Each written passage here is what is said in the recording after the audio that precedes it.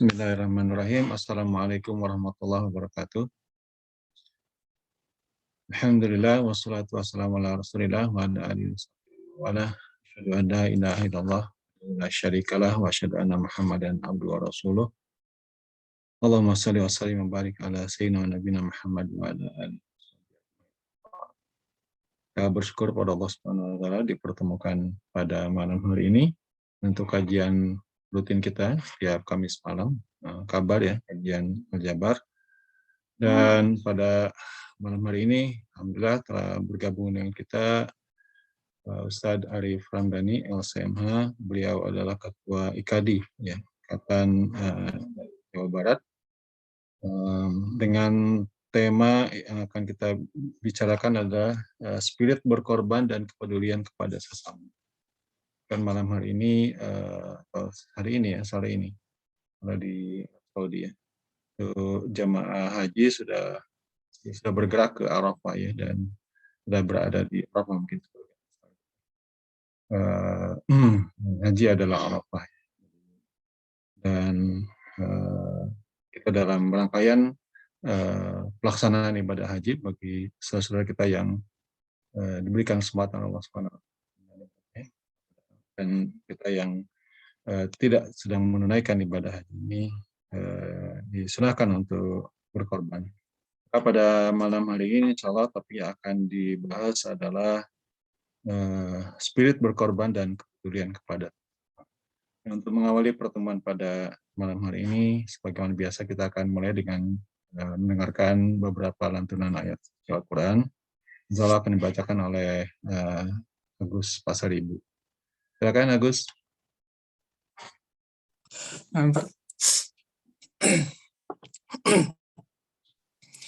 أعوذ بالله من الشيطان الرجيم بسم الله الرحمن الرحيم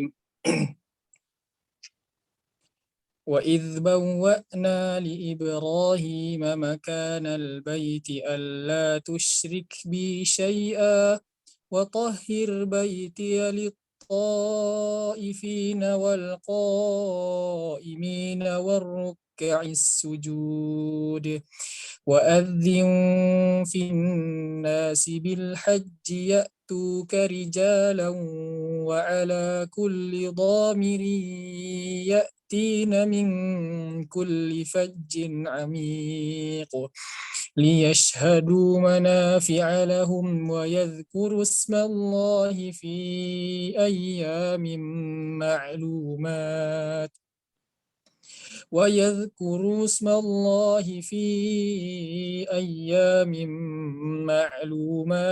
على ما رزقهم من بهيمة الأنعام فكلوا منها وأطعموا البائس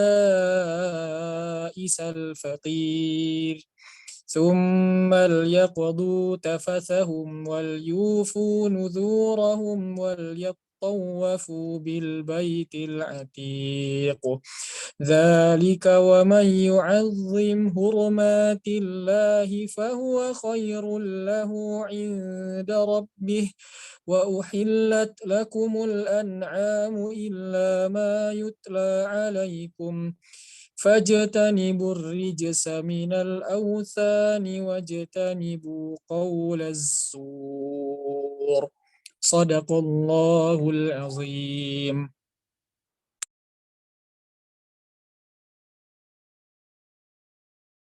Sadaqallahul azim.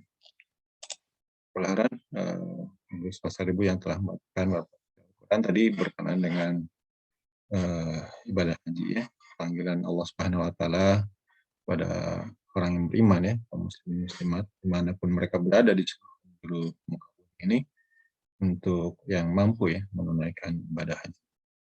Nah, hadirin rahimakumullah, sementara itu ya walaupun di kita ada perbedaan ya dalam ibadah ya, pemerintah menetapkan dari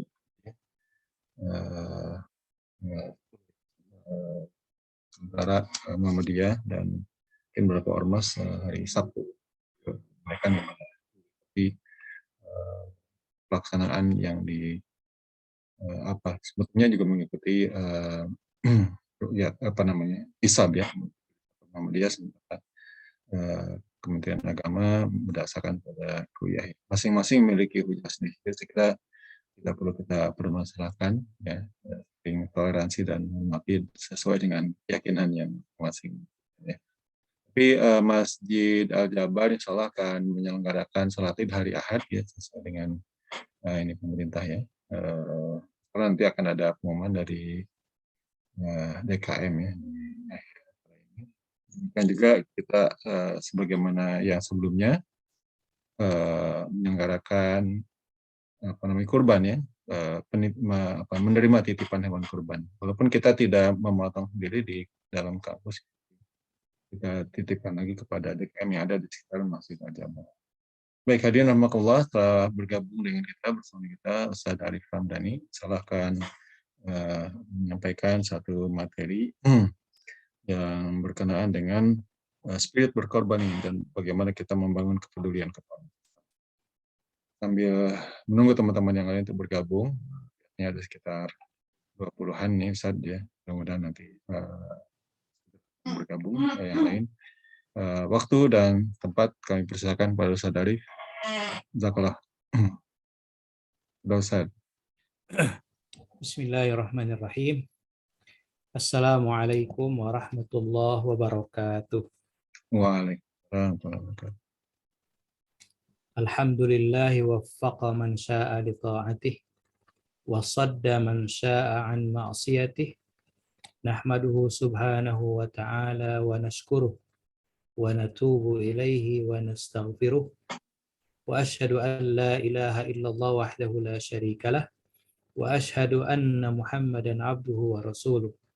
Sallallahu wasallam alaihi wa ala alihi wa ashabihi wa man sara ala nahjihi wa iqtafa bihudahu amma ba'du. Faya ibadallah usikum wa iyaya bitaqwallah faqad fazal muttaqun. Ya ayyuhalladzina amanu taqullaha haqqa tuqatih wa la tamutunna illa wa antum muslimun. Wa qala ta'ala fi ayatin ukhra wal fajri wa layalin 'ashr. Wa qala aidan liyashhadu manafi'a lahum wa yadhkuru ismallahi fi ayyamin ma'lumat. Sadaqallahul azim. Bapak-bapak, ibu-ibu, saudara-saudariku yang dirahmati Allah Subhanahu wa taala, alhamdulillah puji dan syukur senantiasa kita panjatkan kehadirat Allah Subhanahu wa taala atas limpahan rahmat dan karunia-Nya kepada kita semuanya hingga hari ini. Alhamdulillah kita masih diberikan kesehatan, kekuatan, dan kemampuan oleh Allah Subhanahu wa taala, terutama yang membahagiakan kita dan yang menggembirakan kita adalah kita saat ini masih diberikan kesempatan oleh Allah Subhanahu wa taala sampai kepada hari-hari yang mulia, yaitu di 10 hari pertama bulan Zulhijjah. Setelah kita melalui sebulan penuh bulan Ramadan, ya, di bulan Ramadan, kemudian hari ini kita dipertemukan kembali dengan Al-Ayyamul Ashr, 10 hari pertama bulan Zulhijjah, yang sangat dimuliakan oleh Allah Subhanahu wa taala. Tentu ini adalah merupakan suatu nikmat dan anugerah yang luar biasa dari Allah Subhanahu wa taala. Ini membuktikan bahwa Allah masih memberikan kesempatan kepada kita. Kesempatan untuk memperbanyak amal soleh, kesempatan untuk memperbaiki hubungan kita dengan Allah Subhanahu wa taala, kesempatan untuk memperbaiki hubungan kita dengan sesama manusia, kesempatan untuk menghapuskan dosa-dosa kita. Karena tentu saja sebagai manusia kita tidak pernah luput dari kekhilafan, kesalahan, dan dosa. Oleh karena itu momen-momen yang penting, momen-momen yang dimuliakan oleh Allah Subhanahu wa taala adalah merupakan suatu kesempatan yang luar biasa untuk kita memperbanyak amal soleh dan juga menghapuskan dosa-dosa kita.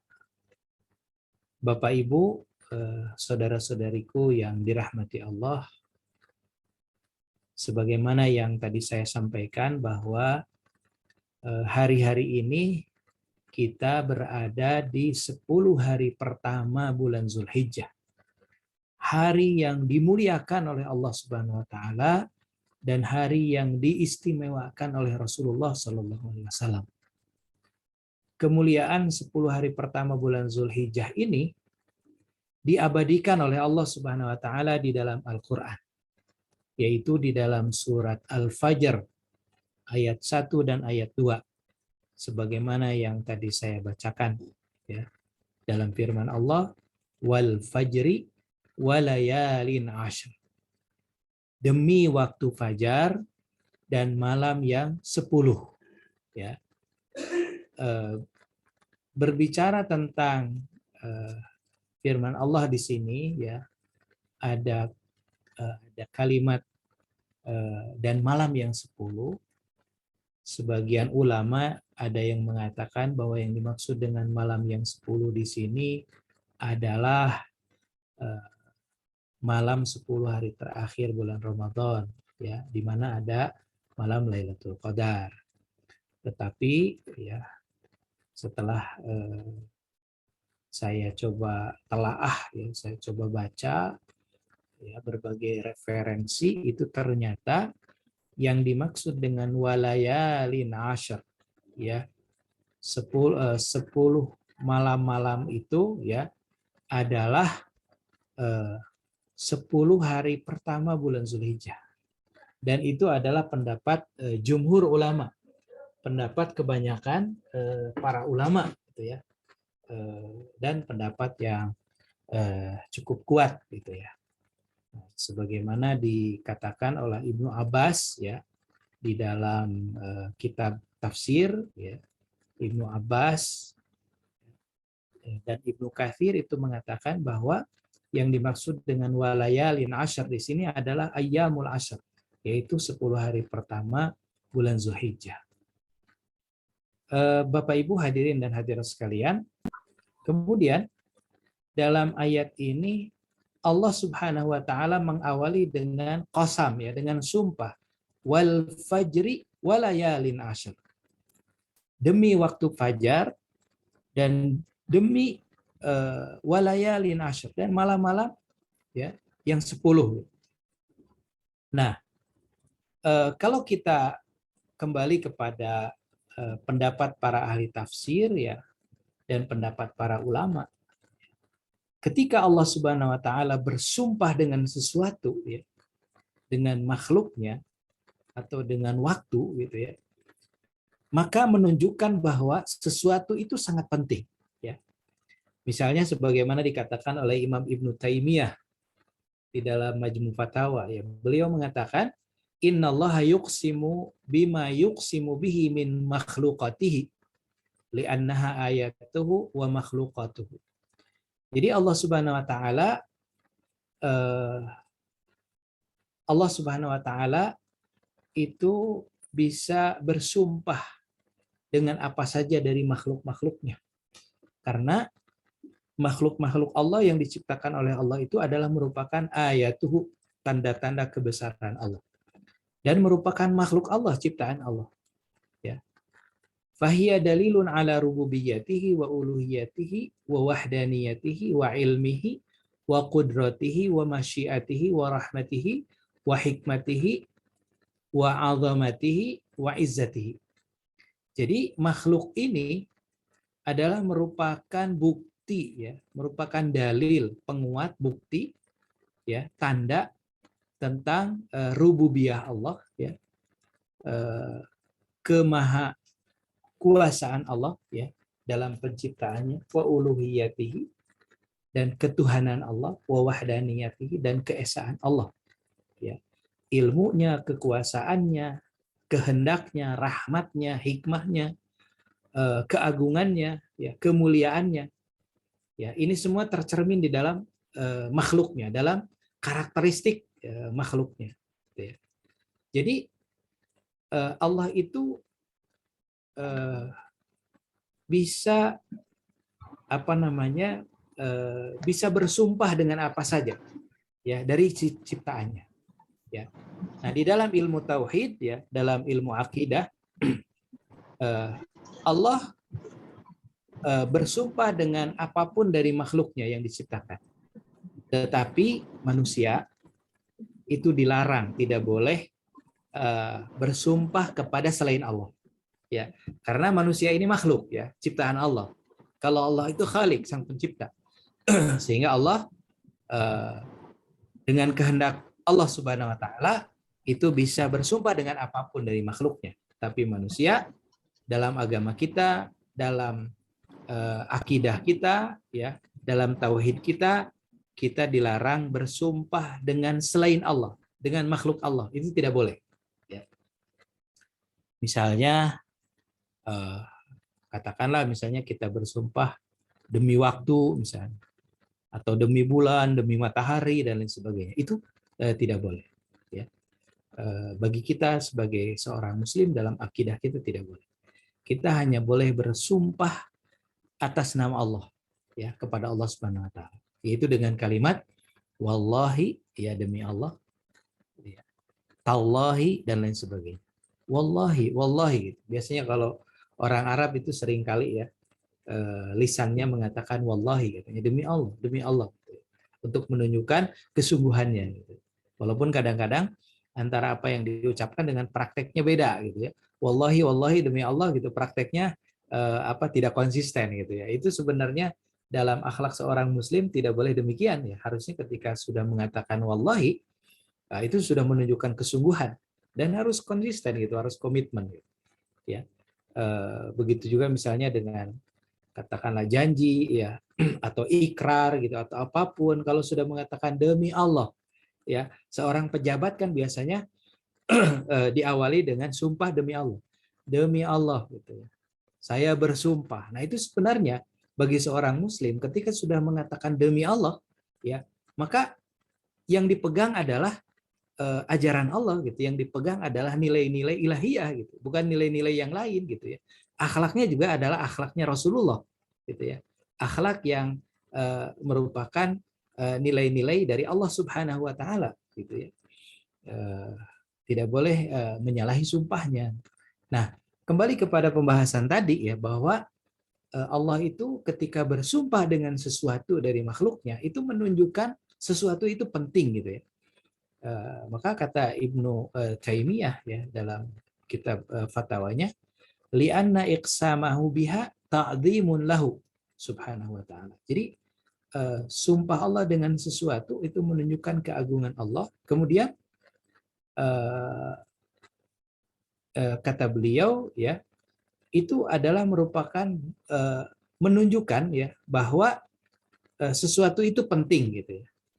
Begitu juga ulama yang lain seperti misalnya Syekh Ibnu Utsaimin, ya, beliau mengatakan qasamallahu bihadhil ayat dalilun ala azamatihi wa kamali qudratihi wa hikmatihi fayakunu alqasamu bihi addal ala ta'zimiha wa raf'i sya'niha, gitu ya. Jadi ketika Allah bersumpah dengan sesuatu itu menunjukkan bahwa sesuatu itu sangat penting, ya, sangat penting, ya. Sesuatu itu memiliki kedudukan yang mulia dan sesuatu itu sangat penting. Nah, begitu juga dengan ayat ini dalam surat Al-Fajr ayat 1 dan ayat 2. Diawali dengan wal fajr, demi waktu fajar. Nah, itu ternyata, ya, waktu fajar itu waktu subuh, ya, dan waktu sebelum subuh. Ceritanya mau diolok-olok bangsa kita, tapi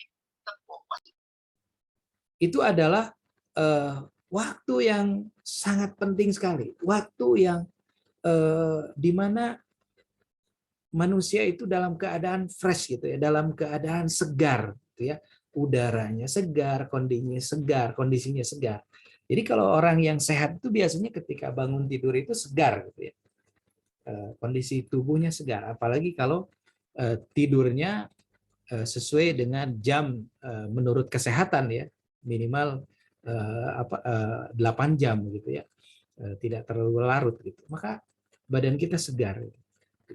Waktu fajar itu, waktu pagi itu luar biasa, itu waktu yang sangat sehat. Makanya Rasulullah mencontohkan beliau bangun tidur lebih awal gitu ya, kemudian bangun juga lebih pagi gitu ya, karena udaranya segar, badan kita segar ya, itu luar biasa, sangat menyehatkan. Maka Allah bersumpah dengan waktu fajar, dan mungkin banyak lagi hikmah-hikmah yang lain secara keilmuan ya. Barangkali para ahli ya, para ilmuwan itu bisa mengungkap ya, apa sih sebenarnya manfaat dari waktu fajar itu, waktu pagi ya, atau sebelum subuh gitu ya. Kemudian walailin asyar ya, malam-malam yang 10. Nah, yang dimaksud dengan malam-malam yang 10 di sini adalah 10 hari pertama bulan Zulhijjah.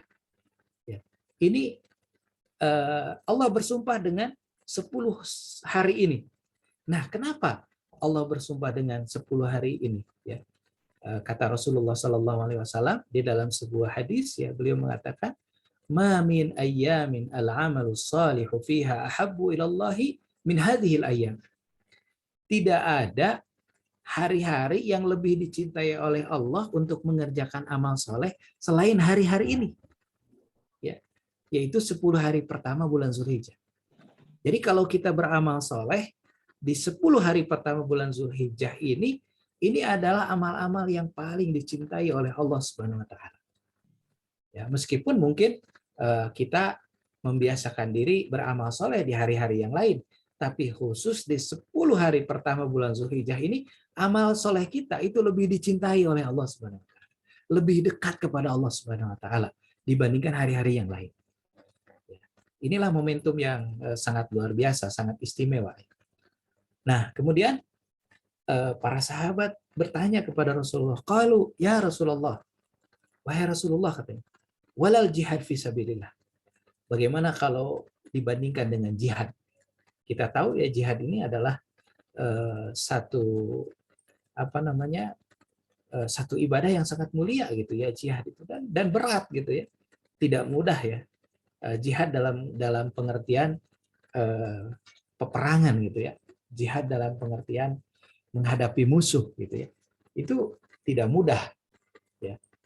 Jadi kata Rasulullah, beramal soleh di 10 hari pertama bulan Zulhijjah ini, walaupun dibandingkan dengan jihad, itu ternyata tidak sebanding kemuliaannya. Walal jihad fi sabilillah, kata Rasulullah. Kemudian qala, Rasulullah bersabda, ya, illa rajulun kharaja bi nafsihi wa malihi falam yarji min dzalika bi syai'. Kecuali seseorang yang keluar di jalan Allah gitu ya, berjihad dengan jiwanya, dengan hartanya, dan dia tidak kembali lagi, mati syahid. Nah, itu baru pahalanya sejajar, kata Rasulullah. Jadi kalau dengan jihadnya itu masih belum sepadan gitu. Tapi kalau ada orang yang keluar gitu berjihad, dia membawa hartanya, ya, membawa harta bendanya gitu ya, kekayaannya, kemudian membawa jiwanya dan tidak kembali lagi.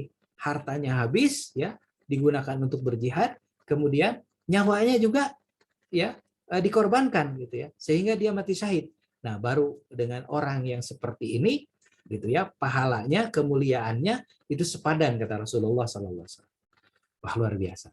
Ya, makanya kenapa Allah Subhanahu Wa Taala bersumpah dengan 10 hari pertama bulan Zulhijjah ini, gitu ya. Nah, bahkan Bapak Ibu dan saudara-saudariku yang dirahmati Allah, pendapat para ulama itu mengatakan bahwa 10 hari pertama bulan Zulhijjah itu lebih mulia katanya, dibandingkan 10 hari terakhir bulan Ramadan. Gitu ya. Sampai para ulama mengatakan seperti itu. Kenapa?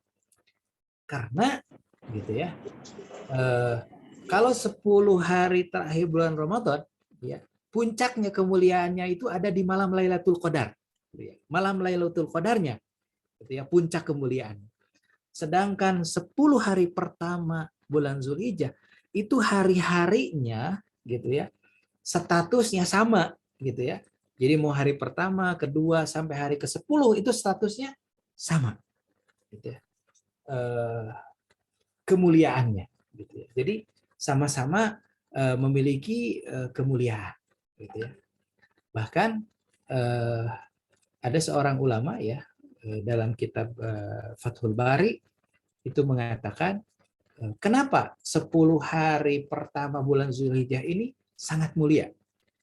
Kata beliau, lijtimai anwa'il ibadat katanya. Fi hadhil ayyam. Karena di 10 hari pertama bulan Zulhijjah itu dari tanggal 1 sampai tanggal 10 itu bertemunya, berpadunya berbagai jenis ibadah. Ya, berbagai jenis ibadah yang agung di dalam Islam itu bertemu pada 10 hari pertama bulan Zulhijjah. Apa itu? Salat jelas ya. Salat kan kita lakukan walaupun bukan 10 hari pertama bulan Zulhijjah. Ada salat, berpuasa yaitu tanggal 9 Zulhijjah ya. Saum tanggal 9 Zulhijjah. Ya. Ada yang mengatakan saum Arafah, ada yang mengatakan saum tanggal 9 Zulhijjah. Nah, ini saum yang kata Rasulullah sallallahu alaihi wasallam yukaffirus sanati allati qablaha was sanati allati ba'daha. Gitu ya. Saum 9 Zulhijjah, 1 hari kita saum berpuasa di tanggal 9 Zulhijjah itu bisa menghapuskan dosa setahun yang lalu, yang sudah lalu, dan setahun yang akan datang. Wah, ini luar biasa ya, luar biasa.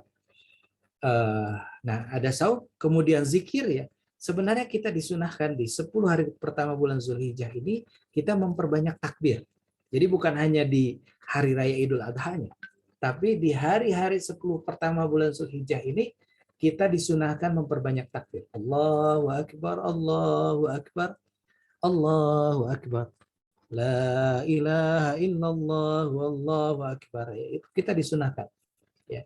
Kalau di Saudi itu seperti biasa ya, sudah biasa itu. Ya. Nah, biasanya kita memperbanyak takbirnya setelah Idul Adha dan hari-hari tasyrik gitu ya. Itu apakah ba'da sholat gitu ya, ba'da zikir ya itu. Nah, jadi ada sholat, ada saum, ada zikir, ada sedekah ya. Kemudian satu lagi ada haji. Haji tidak ada di bulan yang lain. Karena tidak bisa melaksanakan ibadah haji selain di bulan Zulhijjah. Karena namanya juga bulan Zulhijjah ya, bulan haji. Jadi nggak bisa kita melaksanakan haji misalnya di bulan Muharram gitu. Apalagi di bulan Ramadan, itu namanya umroh gitu ya. Kalau haji ya di bulan Zulhijjah. Jadi kenapa 10 hari pertama bulan Zulhijjah ini sangat dimuliakan oleh Allah Subhanahu wa taala? Ya. Kata para ulama ya, lijtimai anwa'il ibadat, karena bertemunya berbagai jenis ibadat ya, ibadah-ibadah yang agung itu bertemu di 10 hari pertama bulan Zulhijjah ini. Nah, Bapak Ibu hadirin dan hadirat sekalian yang dimuliakan Allah. Nah, ini adalah hari-hari yang dimuliakan oleh Allah Subhanahu wa taala. Nah, puncaknya adalah di tanggal 10 Zulhijjah atau yang disebut dengan hari Yaumun Nahar ya, hari Nahar atau Idul Adha. Kita sebut dengan Idul Adha gitu ya. Atau Idul Kurban gitu ya. Nah, kata Rasulullah sallallahu alaihi wasallam, inna a'dhamal ayyami 'indallahi tabaraka wa ta'ala yaumun nahar. Tsumma yaumul qur gitu. Sesungguhnya hari yang paling agung di sisi Allah Subhanahu wa taala adalah hari Nahar, yaitu hari kurban ya, Idul Adha. Nah, jadi itu puncaknya di tanggal 10 itu. Nah, kemudian pertanyaannya pada tanggal 10 itu ya, 10 Zulhijjah atau hari raya Idul Adha itu amal apa yang paling mulia? Ibadah apa yang paling mulia? Yang paling dianjurkan, yang dicontohkan oleh Rasulullah SAW. Amal yang paling mulia, yang paling agung, yang paling dicontohkan oleh Rasulullah SAW adalah ibadah kurban, ya, menyembelih hewan kurban, ya, atau berkurban, sebagaimana disabdakan oleh Rasulullah SAW, ya, dalam hadis dari Aisyah radhiyallahu anha, ya Ummul Mukminin, yang diriwayatkan oleh Imam At-Tirmidzi. Rasulullah SAW bersabda, ma amila adamiyun min amalin yauman nahar ahabba ilallahi min ihraqid dam. Innaha la ta'ti yaumal qiyamati biquruniha wa ash'ariha wa adlafiha wa anna ad-dam la yaqa'u minallahi bimakanin qabla an yaqa'a minal ardi fatibu biha nafsan. Ya. Artinya tidak ada satu amalan yang dikerjakan oleh anak Adam, oleh manusia pada hari nahar, ya, yaitu hari kurban, hari raya Idul Adha, yang lebih dicintai oleh Allah Subhanahu wa taala selain menumpahkan darah, yaitu dengan menyembelih hewan kurban. Ya. Karena hewan itu kelak pada hari kiamat akan datang dengan tanduk-tanduknya, bulu-bulunya, kuku-kukunya. Jadi pahala dari hewan ini gitu ya, itu akan dihitung oleh Allah Subhanahu wa taala ya, sampai bukan hanya dagingnya saja gitu. Sampai tanduk-tanduknya yang kadang mungkin dianggap kalau dalam budaya kita ya dianggap tanduk itu ya kurang bermanfaat gitu, kecuali mungkin orang yang hobi memelihara tanduk gitu ya. Kadang ada yang dipajang di rumahnya gitu ya, tanduk gitu ya, tanduk sapi, ya, tanduk kerbau gitu ya. Tapi kalau dimakan ya wallahu alam, kalau ada rumah makan yang mengolah tanduk gitu ya, saya belum dengar gitu ya. Kalau kepala ada gitu, kaki ada gitu ya, kulit ada gitu. Nah, jadi tanduk-tanduknya, kuku juga kita tidak pernah gitu ya, apa istilahnya goreng kuku gitu ya, nggak ada. Tapi dia sampai kuku-kukunya juga bulu-bulunya dihitung oleh Allah Subhanahu wa taala. Dia akan datang pada hari kiamat ya, kata Rasulullah SAW. Dan darah hewan itu akan sampai di sisi Allah sebelum menetes ke tanah ya, subhanallah. Jadi ketika kita menyembelih hewan kurban gitu ya, darah sebelum menetes ke tanah itu sudah sampai kepada Allah. Kalau kita ikhlas gitu ya. La yanalallahu luhumuha wala dima'uha walakin yanaluhu taqwa minkum. Jadi yang akan diterima oleh Allah adalah ketakwaan, keikhlasan. Maka menyembelih hewan kurban ini ya, berkurban ini kita harus ikhlas gitu, jangan terpaksa gitu ya.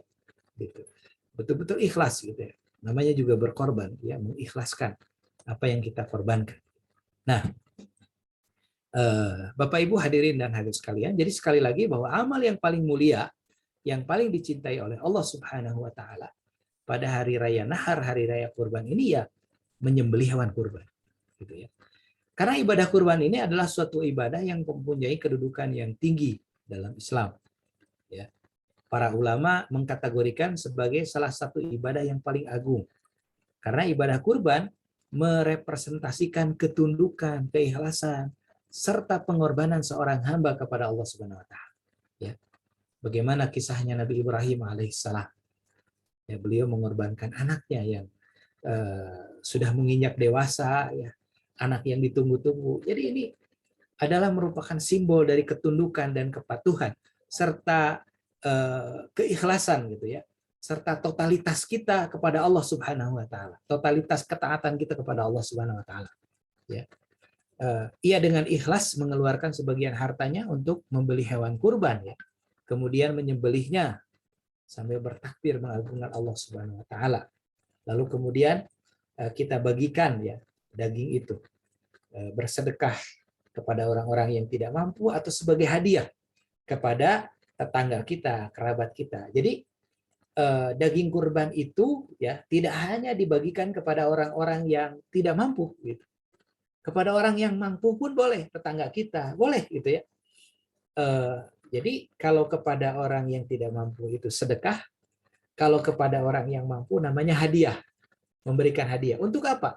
Untuk menguatkan hubungan silaturahim, ya, ikatan kita sesama Muslim, gitu ya, membangun hubungan baik dengan tetangga kita, dengan kerabat kita, dengan saudara-saudara kita, gitu ya.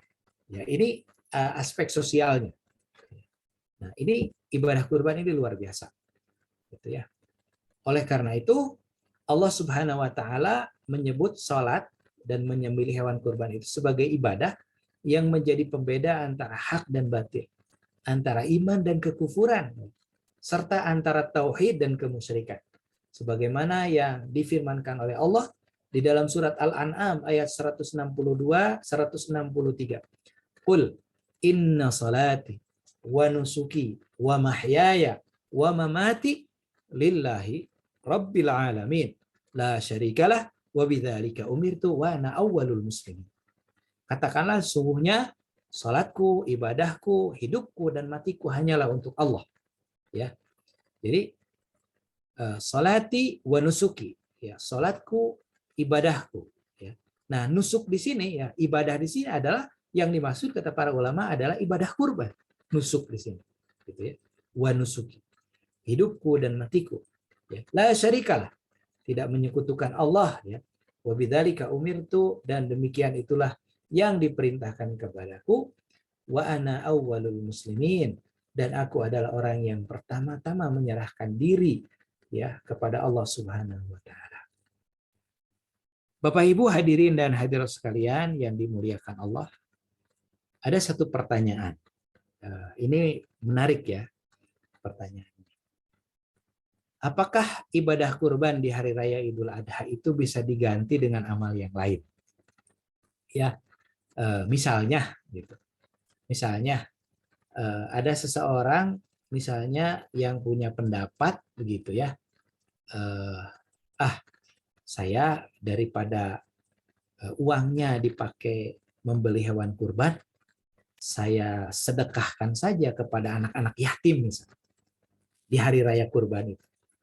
Atau mungkin ada yang punya pendapat lain misalnya uangnya daripada saya belikan hewan kurban, ya, saya infakkan saja itu untuk pembangunan masjid, pesantren tahfidz dan lain-lain.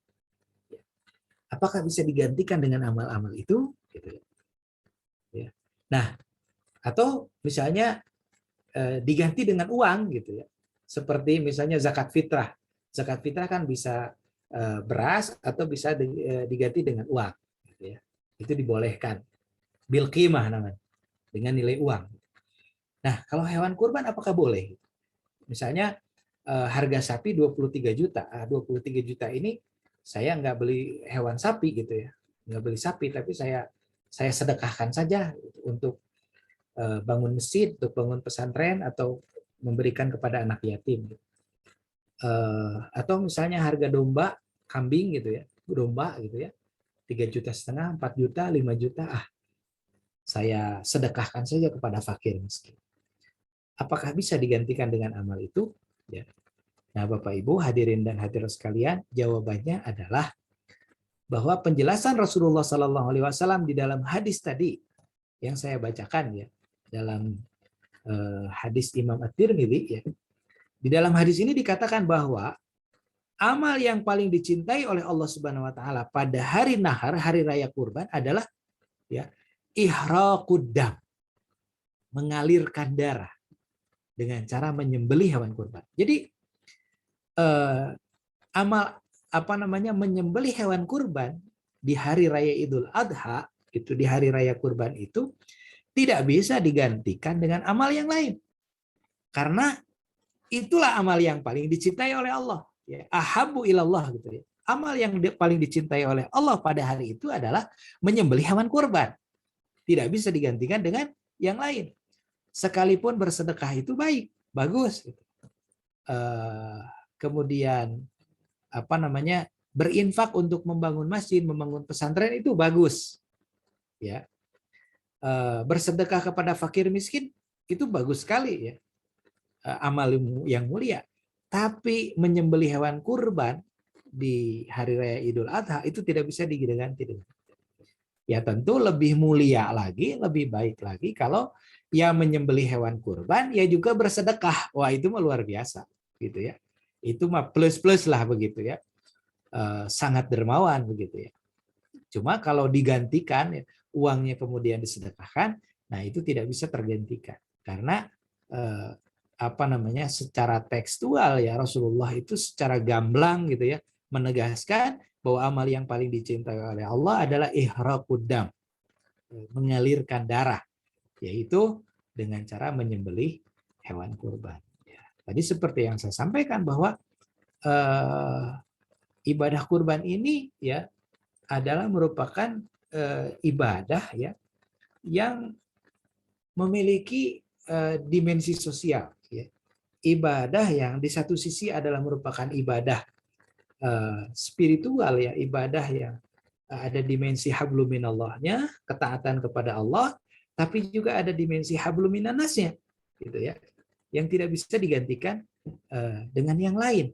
Karena momen ini adalah ya, hari Idul Adha ini adalah merupakan momen ya menghadirkan kegembiraan, kebersamaan, ya, menunjukkan kepedulian kepada sesama, gitu ya, amal sosial yang mengikis sifat kikir, gitu ya, kecintaan yang berlebihan terhadap dunia, sifat egoisme, individualisme atau ananiah itu dikikis ya melalui ibadah ini, gitu ya. Jadi sekali lagi ya tidak bisa kita mengambil satu ijtihad lain, gitu ya, karena dalilnya sudah sangat jelas, gitu ya, sudah qat'iyud dilalah, gitu ya, dilalahnya, gitu ya, apa yang ditunjukkan oleh Rasulullah SAW itu sudah sangat jelas. Nah, Bapak Ibu hadirin dan hadirat sekalian, yang perlu saya ingatkan lebih jauh lagi, Bapak dan Ibu sekalian, bahwa ibadah kurban ini adalah merupakan cerminan dari hakikat dan tujuan ibadah di dalam Islam. Ya, sekali lagi, ibadah kurban ini adalah merupakan cerminan hakikat dan tujuan, ya, al-ghayah, tujuan, goals ya dari ibadah yang diperintahkan oleh Allah Subhanahu wa taala. Apa itu tujuan atau goals ya yang diperintahkan oleh Allah Subhanahu wa taala dari ibadah itu? Goalsnya apa? Tujuan utamanya apa? Hakikatnya apa? Tujuan utamanya adalah mewujudkan keselarasan antara ibadah ritual dengan kesolehan sosial atau dengan amal sosial. Ya, ibadah ritual ya dengan amal sosial, gitu ya, dengan kesolehan sosial. Karena diperintahkan oleh Allah Subhanahu wa taala, juga dicontohkan oleh Rasulullah sallallahu alaihi wasallam, ya. Jadi di satu sisi dia merupakan ibadah ritual, hablum minallah, tapi di sisi lain juga merupakan amal sosial, ya, hablum minannas, ya, meningkatkan hubungan dengan sesama manusia. Jadi sesungguhnya Bapak Ibu hadirin dan hadirat sekalian, ibadah apapun yang diperintahkan oleh Allah tujuannya adalah untuk membentuk kesolehan individu. Bukan semata-mata hanya gerakan-gerakan ibadah atau syiar. Ini yang kesalahan, kekeliruan ya, yang ada di masyarakat kita, di kalangan umat Islam pada umumnya. Jadi ibadah itu hanya sebatas ritual semata atau syiar semata.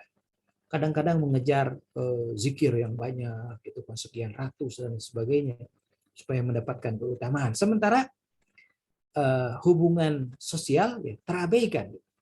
Nah, jadi sekali lagi ini adalah hakikat ya, membangun keselarasan antara hubungan dengan Allah dan hubungan dengan sesama manusia.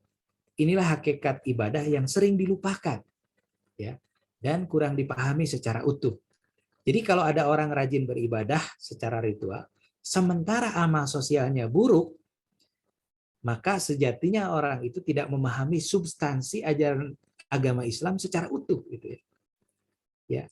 Meski ibadah ritual itu dilakukan dalam rangka membangun hubungan baik dengan Allah Subhanahu wa taala, yaitu hablum minallah, tapi tujuan akhirnya adalah agar seseorang memperbaiki akhlaknya atau hablum minannas.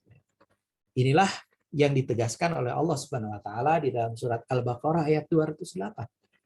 Ya ayyuhalladzina amanu udkhulu fis-silmi kaffah wa la tattabi'u khutuwatis syaitan innahu lakum aduwwum mubin. Wahai orang-orang yang beriman, masuklah kamu ke dalam Islam itu kafah, secara utuh, totalitas gitu. Tidak sepotong-sepotong gitu. Tidak sebagian-sebagian gitu ya. Wala tattabi'u khutuwatis syaitan. Janganlah mengikuti langkah-langkah setan ya. ajakan-ajakan setan. Innahu lakum aduwwum mubin. Sungguhnya setan itu adalah musuh yang nyata. Jadi ya setan itu inginnya manusia itu kalau berislam ya itulah gitu ya. Apa namanya yang haram dianggap setengah haram gitu, yang halal apa namanya yang syubhat, mohon maaf, yang syubhat gitu ya dianggap halal gitu ya.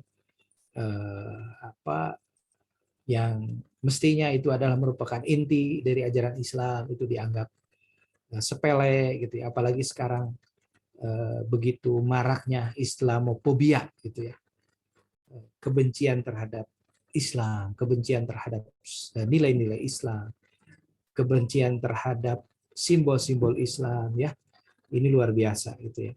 Nah, kemudian Rasulullah Shallallahu Alaihi Wasallam bersabda di dalam sebuah hadis, lan yudkhila ahadan amaluhu al jannah. Ya. Lan yudkhila ahadan amaluhu al jannah.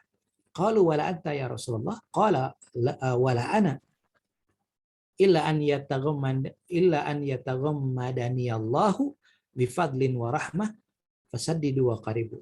Kata Rasulullah, sesungguhnya yang akan memasukkan seseorang ke surga itu bukan karena amalnya, bukan karena ibadahnya. Gitu. Kemudian para sahabat bertanya, wala anta ya Rasulullah, apakah ini juga berlaku untuk engkau ya Rasulullah? Kata Rasulullah sama, berlaku juga bagi aku. Kecuali ya orang itu bisa masuk surga kalau dia mendapatkan rahmat, mendapatkan keutamaan dari Allah Subhanahu wa taala. Artinya apa? Bahwa rahmat Allah itu akan dicurahkan kepada seseorang yang benar-benar menjadi hamba Allah yang utuh. Jadi bukan hanya rajin ibadah, tetapi juga akhlaknya baik, sosialnya baik, dan menjaga diri dari hal-hal yang dilarang, yang diharamkan oleh Allah Subhanahu wa taala. Nah, baru dia akan mendapatkan rahmat dari Allah Subhanahu wa taala. Ada satu tulisan yang menarik ya, Bapak Ibu dan hadirin sekalian. Tulisan dari Profesor Dr. Haji Bianto MAG ya. Beliau guru besar di UIN Sunan Ampel, wakil ketua pimpinan wilayah Muhammadiyah Jawa Timur ya. Beliau menulis dalam Opini Republika tanggal 29 Juni 2022 ya. Sejalan dengan apa yang saya sampaikan tadi ya. Kata beliau dalam apa namanya? Pemahaman ini sangat penting agar tidak terjadi kesenjangan antara ibadah ritual dan amal sosial. Jadi kata beliau dalam perspektif ya psikologi itu ditegaskan orang yang melaksanakan ibadah ritual dengan baik tapi amal sosialnya buruk berarti dia mengalami kepribadian yang terbelah atau split of personality gitu ya. Split of personality. Jadi kepribadian yang terbelah, tidak utuh gitu ya. Praktek keagamaan model ini terkadang tumbuh subur di tengah-tengah masyarakat. Sebagai contoh, ada orang rajin bersedekah, tapi setelah ditelisik ternyata sedekahnya itu bersumber dari harta korupsi. Gitu. Ada orang yang melaksanakan ibadah haji, ternyata ongkosnya dari sumber dari uang haram, gitu ya. Nah, kata beliau, orang seperti ini layak disebut dengan sakit mental, gitu. Atau mental illness gitu, mental illness gitu. Sakit mental gitu. Ini contoh potret ritual terbelah yang digambarkan oleh Muslim Abdul Rahman ya dalam sebuah tulisannya on Hajj Tourism ya, on Hajj Tourism. Jadi beliau menulis sebuah buku on Hajj Tourism ya, in search of pity and identity in the new order Indonesia. Ya. Orang dapat melaksanakan perbuatan baik dan perbuatan buruk secara bersamaan. Padahal agama apapun pasti tidak membenarkan pemeluknya berkepribadian terbelah. Semua agama pasti memerintahkan pemeluknya menjadi orang yang terbaik dalam pandangan Tuhan dan sesama. Gitu ya. Nah, gairah umat untuk beribadah itu nampak ya melalui jumlah antrian ibadah haji yang sangat panjang. Bahkan dalam media ya diberitakan ada 46 atau 64 jamaah yang dipulangkan gitu ya karena mereka menggunakan visa yang ilegal gitu. Jadi visa dari Singapura, dari negara lain gitu dipakai yang disebut dengan haji furoda, dan itu harganya tidak tanggung-tanggung, 300 juta gitu ya. Karena ingin sekali melaksanakan ibadah haji dengan visa harganya 300 juta, bayangkan. Karena tidak mau antri gitu ya. Nah, ini ada gairah yang luar biasa gitu ya. Jadi telah terjadi peningkatan religiusitas ya di kalangan umat. Tetapi pertanyaannya, jika ibadah ritual dianggap penting, mengapa gitu ya kasus korupsi yang melanda negeri kita itu semakin meningkat gitu ya. Nah, ini menunjukkan ada kepribadian yang terbelah gitu ya di kalangan ya mungkin sebagian pemimpin kita, pejabat kita begitu ya, tidak utuh gitu ya, yang beragama Islam itu. Nah, banyak yang berpandangan bahwa beragama merupakan urusan pribadi dengan hamba dengan Tuhan gitu ya. Mereka juga tidak menyadari ada keterkaitan antara ibadah ritual dan amal sosial. Nah, pemahaman seperti ini tentu harus diluruskan. Makanya kalau kita baca di dalam surat Al-Ma'un ya, itu ada firman Allah, fawailun lil musallin alladzina hum an salatihim sahun alladzina hum yuraun ya wa yamnaun al-ma'un ya.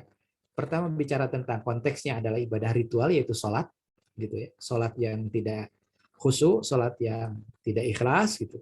Ibadah ritualnya ya, yang tidak sungguh-sungguh. Kemudian yang kedua, amal sosialnya buruk gitu ya. Wa yamnaun al-ma'un, tidak memberi makan kepada orang miskin ya, kepada anak yatim dan lain sebagainya.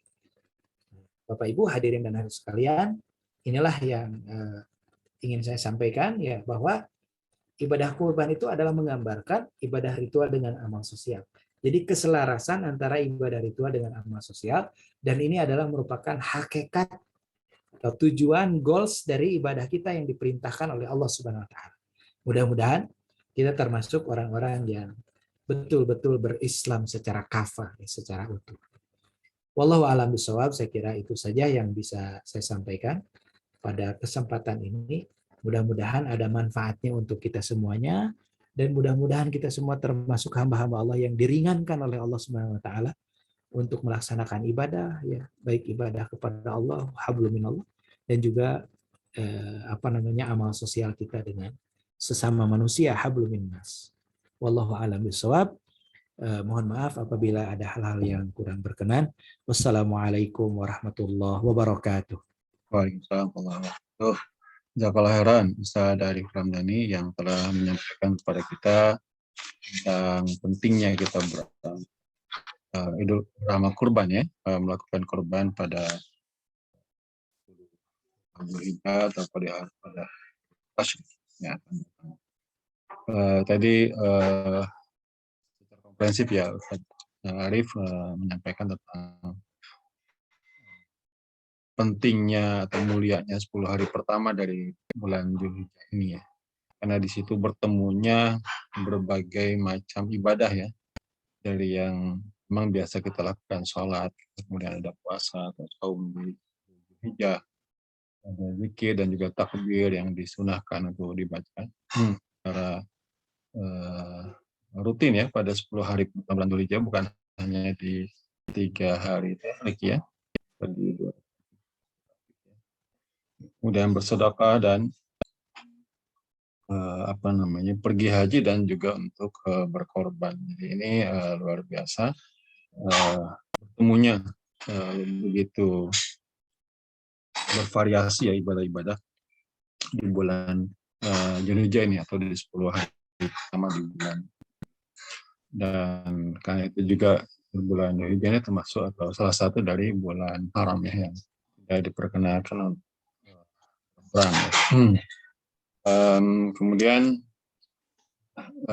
Ustaz tadi juga menyampaikan tentang bagaimana ibadah kurban ini perpaduan ya antara amalan ritual personal dengan juga amal sosial ya, berbagi dengan sesama, bukan hanya dengan miskin tapi juga dengan tetangga, dengan kita yang mungkin juga ada masalah secara sosial ya, tapi ini menjalin tali silaturahim dan berbagi dengan sesama. Itu barangkali sekedar ringkasan. Kita akan ada waktu, insya Allah sekitar 30 menit ya Ustaz ya. Jadi ada waktu untuk kita berbincang-bincang ya. Jika ada eh, pertanyaan-pertanyaan yang bisa disampaikan pada kesempatan malam hari ini. Jadi ada totalitas ketaatan pada Allah Subhanahu wa Ta'ala di dalam melaksanakan ibadah-ibadah di bulan Dzulhijjah ini. Dan itu menggambarkan keikhlasan ataupun juga merepresentasikan keikhlasan kita kepada Allah Subhanahu wa Ta'ala. Baik, sambil menunggu kalau ada yang ingin bertanya silakan raise hand atau langsung open mic silakan, atau juga boleh menulis di chat ya di bawah ya. Nah, mungkin pertanyaan dari saya untuk sambil menunggu yang lain untuk mengajukan pertanyaan. Ustaz Arif, ini berkenaan dengan pelaksanaan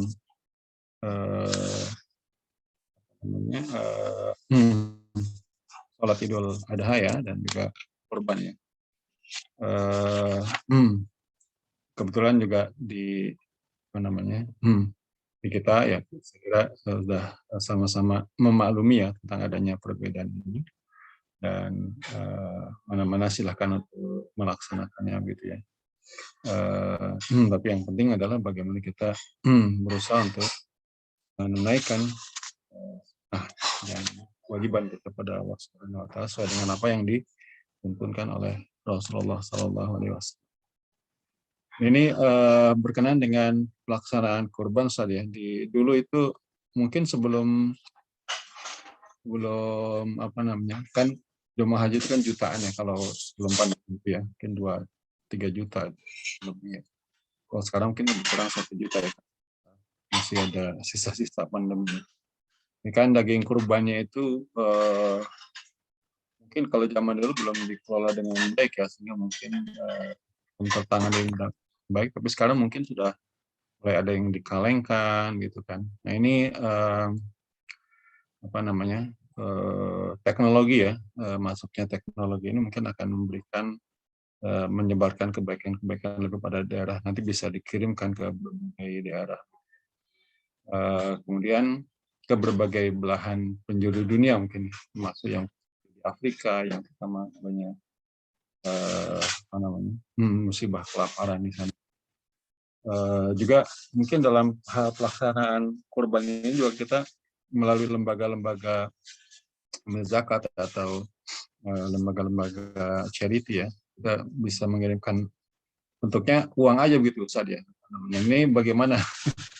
Nah, kita tidak menyembelih langsung, kita tidak istilahnya itu mengalirkan darah dari hewan kurban gitu ya. Kita mengirimkan dalam bentuk uang gitu. Misalnya katakanlah ke Palestina, katakanlah ke negara-negara seperti Syria, Yaman, mungkin Bangladesh yang musibah kelaparan ataupun juga konflik. Gimana ya Ustaz? Apa istilahnya, hukumnya ataupun syariatnya ya? Baik, terima kasih ya. Pertanyaan yang menarik sekali ya. Memang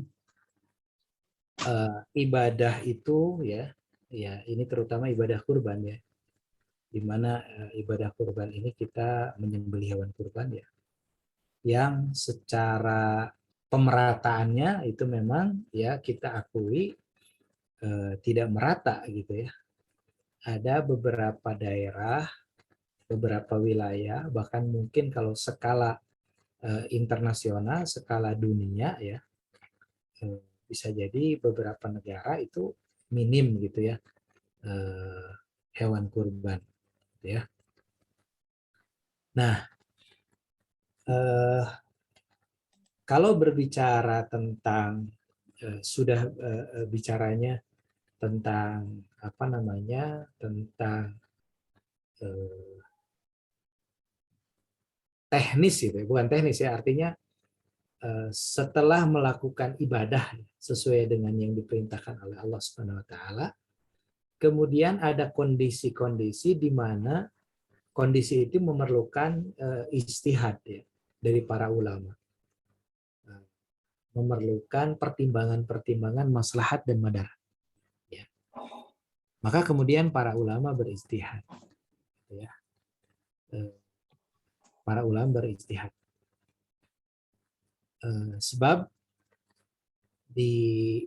saya pernah mengalami ketika saya mahasiswa gitu ya di Timur Tengah itu ketika menjadi petugas haji ya pas musim haji itu daging berlimpah ya luar biasa karena yang menyembelih hewan kurban kan di sana ya jemaah haji ya orang setempat gitu ya.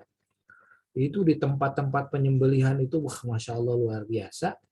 Kita juga mendapatkan limpahan daging ya sampai disimpan di kulkas ya di freezer itu nggak masuk karena saking banyaknya. Akhirnya kemudian banyak daging yang busuk. Nah ini kan ada kemudorotan di situ ya.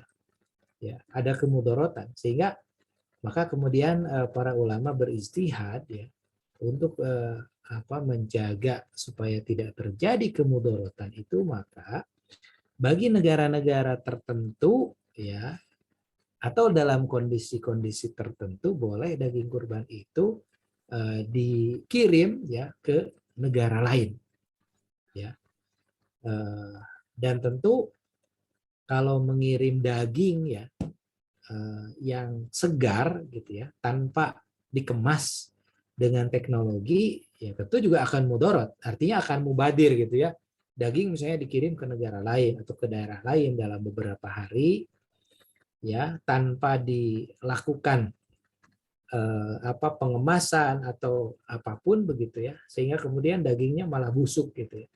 Nah maka kemudian dibolehkan gitu ya daging itu dikemas, dikalengkan dan lain sebagainya. Nah kalau yang berlaku di lembaga-lembaga zakat atau lembaga sosial ya daging yang dikalengkan itu sebenarnya ada dua jenis ya. Ada yang kurban, kemudian ada yang statusnya sedekah. Sedekah tapi dalam bentuk daging. Kalau yang sedekah dalam bentuk daging ya itu tidak masalah. Karena dia tidak mesti harus dibagikan pada hari itu. Nah, bagaimana dengan kurban yang dikalengkan, diawetkan untuk keperluan misalnya dikirim ke daerah lain atau untuk kesiapan gitu ya ketika terjadi bencana di satu tempat gitu ya maka daging itu bisa dibagikan secara gratis gitu ya. Nah itu juga dibolehkan oleh para ulama gitu ya dibolehkan oleh para ulama tentu dengan catatan akadnya jelas gitu jadi kita yang menitipkan itu memang mengakadkan bahwa kurbannya ini adalah untuk dikalengkan gitu ya untuk diawetkan ya supaya nanti bisa dibagikan di kemudian hari, tidak dibagikan hari itu juga. Tapi tetap kita juga harus lebih memprioritaskan, mengedepankan daerah-daerah di mana yang mungkin ada yang tidak kebagian gitu. Makanya sebenarnya kurban ini sebenarnya lebih baik lagi kalau dikelola seperti zakat gitu, sehingga lembaga-lembaga itu tahu betul petanya mana daerah-daerah wilayah-wilayah yang sangat membutuhkan yang minus. Sekarang ini contoh misalnya saya bertanya di kompleks saya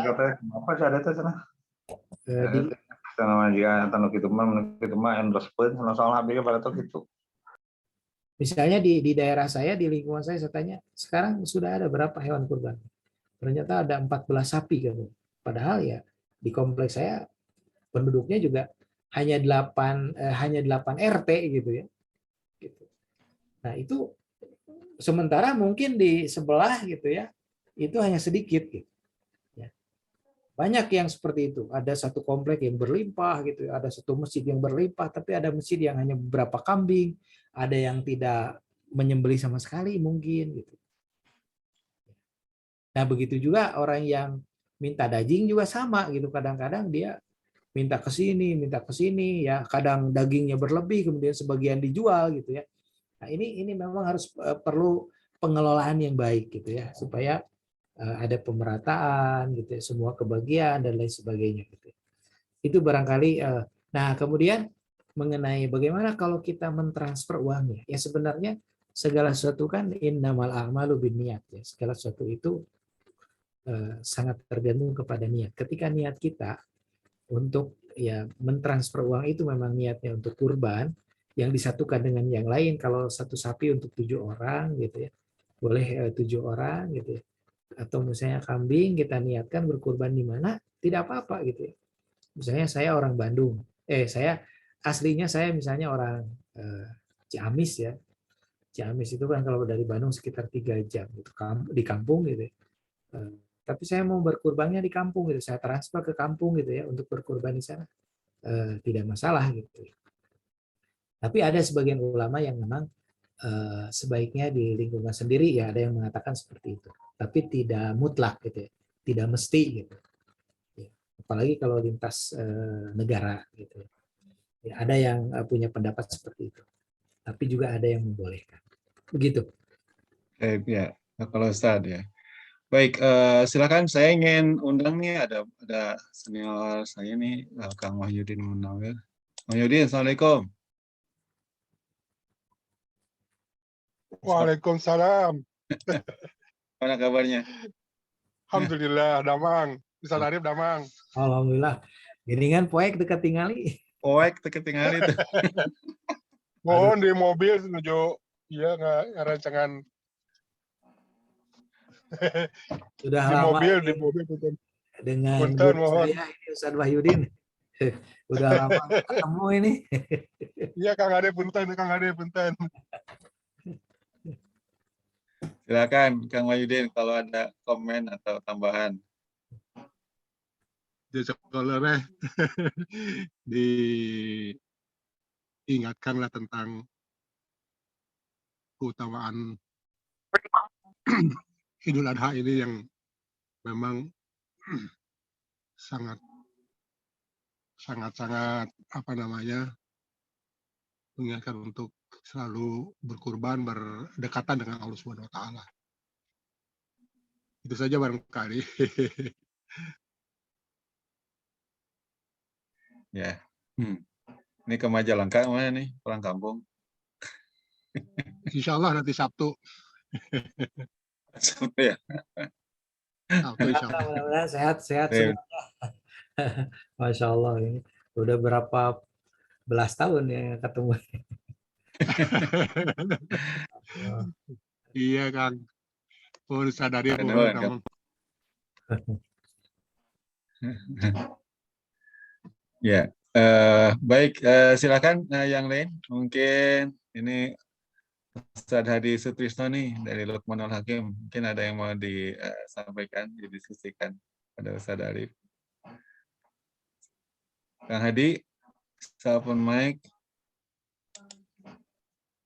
Masih belum ya. Ini Pak Ferry, mungkin Pak Ferry Susanto. Assalamualaikum. Pak Ferry.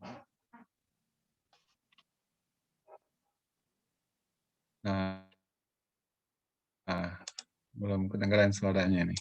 Baik, silakan Bapak Ibu yang ingin menyampaikan pandangan ataupun mungkin pertanyaan ya. Firman mungkin, Muhammad Firman. Oke, sambil menunggu yang lain ya, mungkin pertanyaan yang berikutnya dari saya ya terkait dengan apa namanya pemotongan hewan kurban ya Ustaz ya. Itu kan ada aturan-aturannya nih dalam konteks sekarang ini kan kita juga lagi ada masalah PMK ya, penyakit mulut dan apa tuh untuk hewan ternak ya. Nah ini kan memang ada syarat-syarat ya untuk tadi hewan yang akan kita kurbankan, semuanya harus sehat segala macam gitu ya. Ini apa namanya? Mungkin kita sudah berusaha maksimal lah, tapi juga mungkin bisa jadi juga apa ya? Mungkin lewat yang lalai gitu ya di masyarakat. Nah, ini bagaimana kita ya, ya mungkin ada dinas peternakan ya yang kan juga mungkin tenaganya terbatas gitu Pak Ustaz ya. Nah, saya nggak tahu kalau di Arab Saudi negara Timur Tengah kalau ada penyakit seperti itu gimana kebijakannya dulu Ustaz? Nah, di Yaman atau di mana Saudi ya? Tentang apa tuh? Ada kualitas hewannya ya, kualitas hewan yang untuk dikorbankan itu. Ya. Kan sekarang kan lagi rame isu Ya. penyakit mulut gitu ya. Ya sebenarnya kalau tuntunan Rasulullah Shallallahu Alaihi Wasallam itu sudah sangat jelas ya bahwa kita itu berkurban dengan hewan yang terbaik gitu ya. Kalau Rasulullah itu bikabsyaini amlahaini gitu ya. Dalam hadis itu 2 domba ya yang besar gitu, yang gemuk gitu ya. Itu seperti itu. Begitu juga yang lainnya, sapi gitu ya. Dalam fikih kan sudah dijelaskan secara detail ya. Usianya, kemudian tidak boleh berpenyakit ya, kemudian tidak boleh cacat gitu ya, kemudian gemuk dan lain sebagainya. Nah, bagaimana dengan dengan penyakit mulut dan kuku? Jadi ternyata penyakit mulut dan kuku ini mirip seperti COVID ya, gitu ya. Itu serangannya luar biasa. Tapi kenanya terutama sapi itu kenanya ke mulut ya. Jadi dia berbusa gitu ya, kemudian mengeluarkan kayak lendir begitu ya. Kemudian kukunya juga dia seperti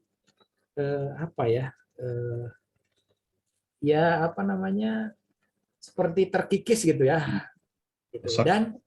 Dan biasanya kalau yang tidak tahan gitu itu hanya bertahan mungkin beberapa jam atau beberapa hari dia langsung mati gitu ya si sapinya itu. Ini ada beberapa kejadian kalau di Jawa Barat saya dengar di Purwakarta itu ada seorang peternak sapi yang satu sapinya kena PMK gitu karena khawatir gitu ya, karena itu penyebarannya sangat cepat gitu. Akhirnya kemudian 70 sapi itu disembelih gitu ya, disembelih sebelum ia mati gitu ya. Jadi disembelih ya sehingga tidak mubazir gitu, itu bisa dijual ke jagal gitu, dagingnya. Nah itu ini sebenarnya sudah ada fatwa ya dari MUI dalam fatwa MUI nomor 32 tahun 2002 ya tentang hukum dan panduan pelaksanaan ibadah kurban saat kondisi wabah PMK. Itu mungkin bisa kita searching ya, bisa kita baca ya, nomor 32 tahun 2022. Jadi di antaranya ada 4 poin ya di dalam fatwa itu. Gitu ya. Misalnya kita melihat kategorinya gitu ya, gejalanya apakah dia kategorinya ringan gitu ya. Nah, kalau kategori klinis kategori ringan seperti lepuh ringan pada celah kuku, kondisi lesu, tidak nafsu makan, keluar air liur ya, lebih dari biasanya, maka hukumnya sah gitu ya. Itu disembelih gitu. Itu kata para ulama begitu. Karena yang tidak boleh itu cacat. Jadi cacat itu dia bukan karena kena virus atau karena apa, memang cacat misalnya karena dia jatuh gitu, karena dia luka, karena dia terkena apa gitu. Nah, kan? Atau misalnya telinganya nggak ada satu gitu ya. Nah itu cacat. Kalau ini kan karena efek dari virus gitu ya, karena efek dari penyakit. Nah kalau kondisinya ringan itu tidak masalah gitu ya. Sedangkan kalau kondisinya berat ya biasanya sampai mati si hewannya. Nah, maka kalau sebelum mati dia masih bisa disembelih gitu ya, itu para ulama membolehkan dagingnya dikonsumsi. Tapi tentu ya sesuai anjuran ahli kesehatan ya dengan dipanaskan gitu ya, dengan panas yang tinggi gitu ya. Sehingga nanti tidak ada virus-virus yang tersisa lah gitu ya. Dan katanya memang ini tidak bahaya bagi manusia gitu. Dia menyerangnya ke hewan. Gitu. Dia tidak menular ke manusia. Mungkin Pak Taufik lebih paham ya, Pak Taufik ini orang biologi ya, orang ITB mungkin lebih paham gitu tentang hal ini gitu ya. Seperti itu. Ini saya yang biasanya ada Prof. Jenal Mas Duki dari UGM malam hari ini beliau Oh iya. orang peternakan ya. Nah, itu kalau orang peternakan lebih paham ya. Saya kan hanya baca aja gitu ya. Iya ya, sama. Ilmunya tidak mendalam gitu ya. Tapi saya sempat baca ada apa namanya flyer ya. Jadi dihindari aja makan bagian dalaman ya, kayak Dalam usus, betul, betul. usus yang mungkin di situ berkumpul si penyakitnya gitu ya. Jadi itu bisa dihindari.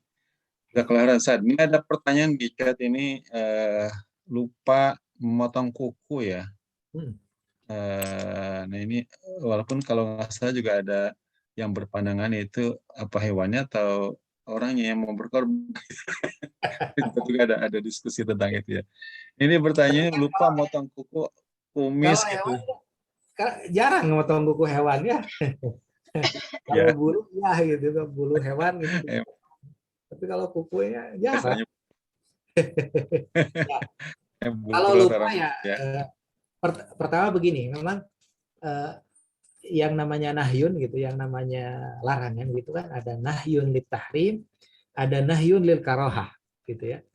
Kalau nahyun lit tahrim gitu ya, kalau larangannya itu adalah untuk keharaman ya maka memang berdosa gitu ya. Tapi kalau untuk nahyunnya lil karohah dia makruh gitu maka tidak berdosa gitu.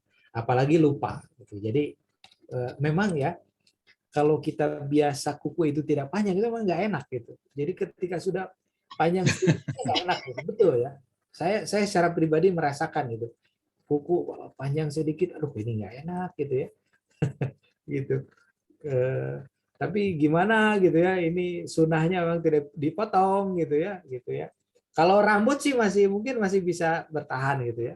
Apalagi kemarin COVID kan banyak yang tidak potong rambut lama gitu.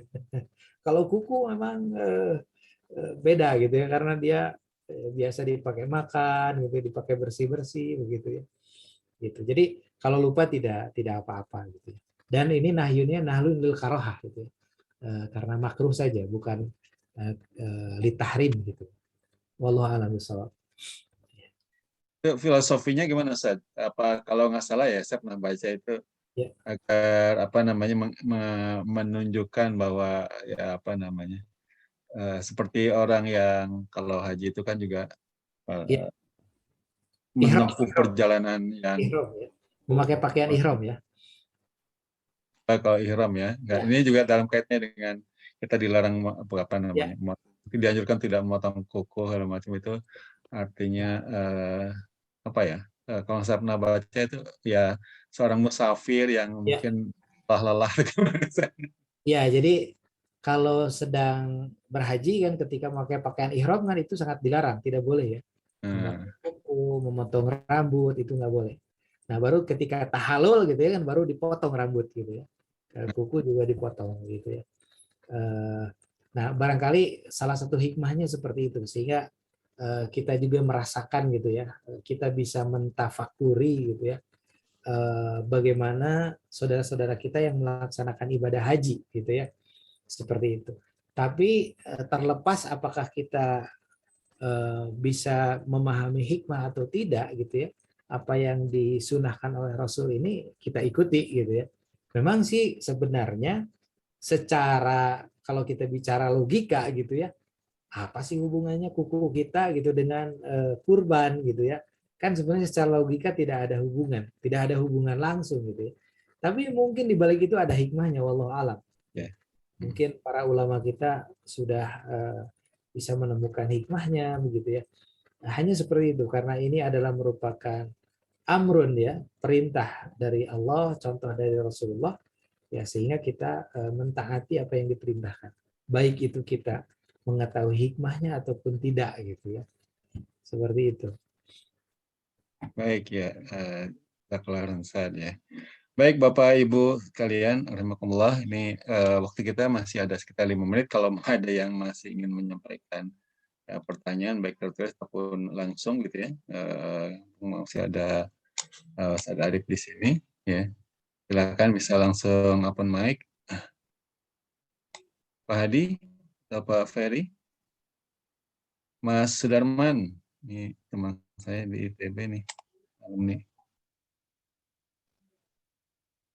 Ada yang mau menyampaikan pertanyaan open mic?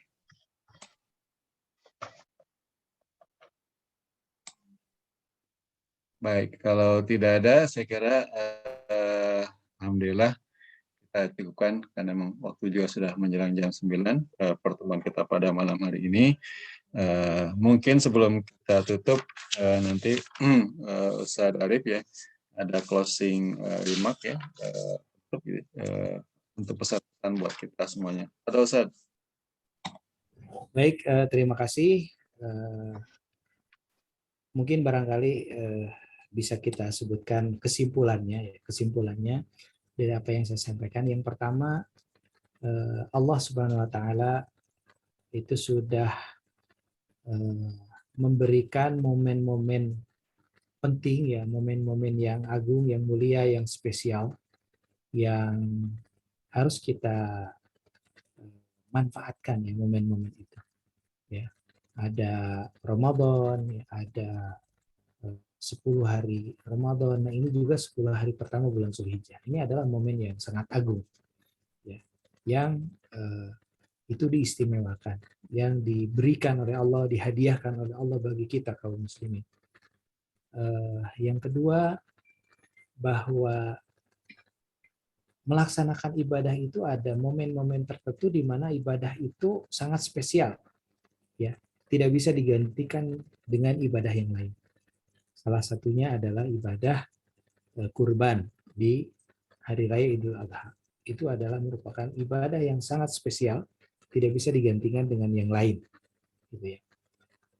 Kemudian yang ketiga, ibadah kurban ini adalah merupakan cerminan dari tujuan ibadah kita kepada Allah, hakikat ibadah kita, ibadah yang diperintahkan oleh Allah Subhanahu wa taala adalah terwujudnya keselarasan ya antara hubungan kita dengan Allah Subhanahu wa taala dengan hubungan kita dengan sesama manusia. Sehingga kita memiliki kepribadian yang utuh ya, baik hubungan kita dengan Allah, kemudian hubungan kita dengan sesama manusia, amal sosial kita.